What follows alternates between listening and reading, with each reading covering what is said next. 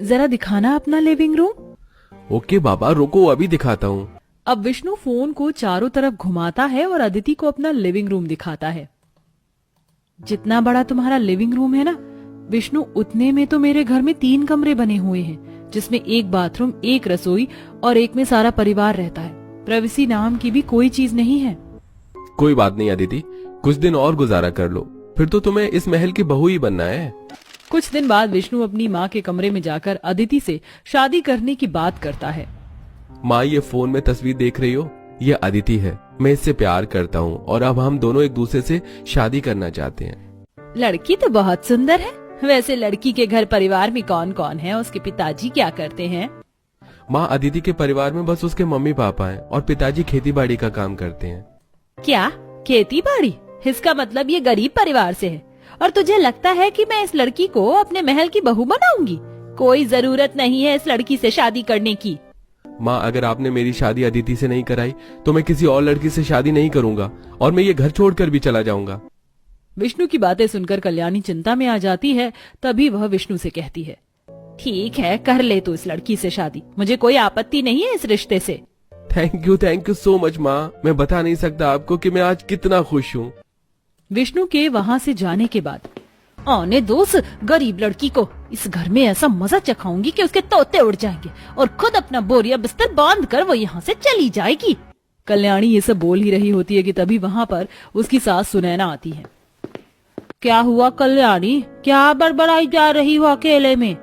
कुछ नहीं सासू माँ, बस आपके पोते ने अपने लिए एक लड़की ढूंढ ली है और जल्दी उससे शादी करने की बात कर रहा है, तो बस सोच रही हूँ कैसे क्या तैयारी करनी है। अरे ये तो बहुत ही खुशी की बात है। मुझे अपने पोते की पसंद पर पूरा विश्वास है। लड़की संस्कारी ही होगी। अब कुछ दिन बीतते हैं और उसके बाद कल्याणी अपने बेटे विष्णु की शादी अदिति से करवा देती है। इसके बाद अदिति का अपने महल जैसे ससुराल में गृह प्रवेश हो रहा होता है। सदा सुहागन रहो मेरी पोता बहू, आओ घर के अंदर आओ। वाओ, मेरा ससुराल तो सच में बिल्कुल महल जैसा है। मैंने तो कभी नहीं सोचा था कि मैं महल जैसे ससुराल की बहू बनूंगी।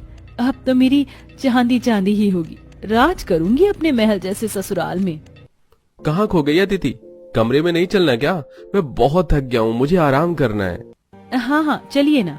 अब अदिति अपने कमरे में आती है और अपना सुंदर रूम देखकर कहती है, वाह विष्णु, तुमने अपना रूम कितना स्टाइलिश और कितना डेकोरेट कर रखा है। मुझे देखकर बहुत खुशी हुई। Thank you Aditi.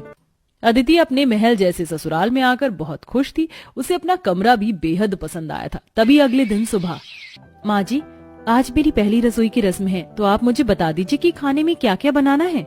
हाँ, आओ मेरे साथ, मैं तुम्हें बताती हूँ कि रसोई कहाँ है और खाना क्या बनाना है। अब कल्याणी अदिति को लेकर एक छोटे से काल कोठरे जैसे कमरे में लेकर आती है, जिसमें एक चिमनी वाला चूल्हा, सिलबट्टा और कुछ मसाले के डिब्बे और कुछ सब्जियां रखी हुई होती हैं। ये लो अदिति बहू, ये रही तुम्हारी रसोई और यहाँ ही तुम्हें अपनी पहली रसोई का खाना बनाना है। अरे ये क्या, मेरे महल जैसे ससुराल में बहू के लिए ये गरीब रसोई? अरे माँ जी, मुझे यहाँ अपनी पहली रसोई की रस्म करनी है। हाँ बहू, यही करनी है। अब बातें बनाना बंद करो और जाकर अपनी पहली रसोई का खाना बनाओ। अब अदिति अपने मन को मारकर अपने महल जैसे ससुराल की गरीब रसोई में खाना बनाना शुरू करती है, जहाँ वो पहले सिलबट्टे पर कुछ मसाले को पीसती है और सब्जी काटती है। जिसके बाद वह चिमनी जलाकर उस पर खाना बनाना शुरू करती है। चिमनी में से बहुत तेज काला धुआं